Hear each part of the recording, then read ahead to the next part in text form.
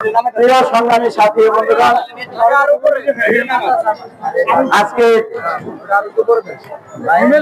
5ই August এই মহান এই দিনের বিগত বছর আমাদের ছাত্র এবং জনতার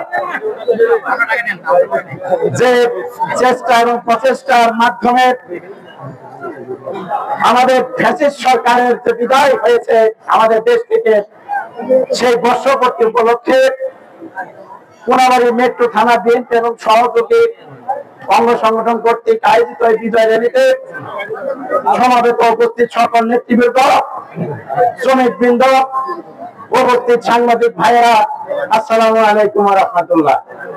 প্রিয় সংগ্রামী সাথী ও বন্ধুগণ, আপনারা জানেন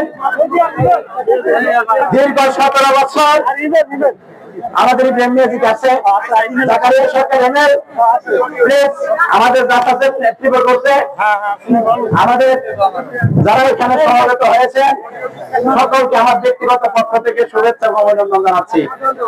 প্রিয় সংগ্রামী সাথী ও বন্ধুগণ, আজকের এই প্রচেষ্টা আপনাদের আজকের এই উৎসাহ উদ্দীপনায় প্রমাণ করে বিগত দিন আওয়ামী সরকার, ফ্যাসিস্ট সরকার, খুনি হাসিনা কিভাবে আমাদেরকে দাবিয়ে রেখেছিল, আপনাদেরকে দাবিয়ে রেখেছিল।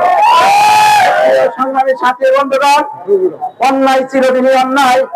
সেই অন্যায়কে কেউ যদি ধারণ এবং লালন করে মনে করে যে আমরা টিকে গেছি, আর কেউ আমাদের নামাইতে পারবে না, আমরা ক্ষমতার মসনদে বসেছে, আমরাই সবকিছু, তাহলে তারা বোকার রাজ্যে বসবাস করতেছে। তার প্রমাণ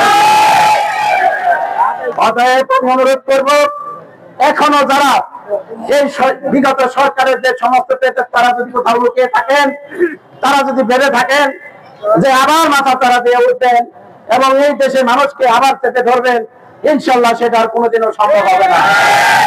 অতএব এখান থেকে স্পষ্ট মেসেজ নেন, আজকে বৈরী আবহাওয়া উপলক্ষ করে, বৈরী আবহাওয়া অপেক্ষা করে আমাদের যে সংগ্রামী জনতা রাস্তায় নেমে এসেছে, এটাই প্রমাণ করে যে আপনাদের স্থান আর এই দেশের মধ্যে নাই।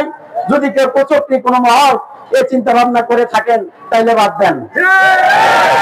যেহেতু আমি আবারও নেতৃবর্গ এখানে যারা সমবেত হয়েছেন, আমি প্রত্যেককে আমি মাপ চেয়ে আমি একটি কথা বলতেছি। যেহেতু আসরের নামাজ মসজিদ পাশেই শুরু হয়ে গেছে, আমরা যদি বক্তৃতা করতে যাই তাহলে দীর্ঘ সময় বক্তৃতা করতে হয়।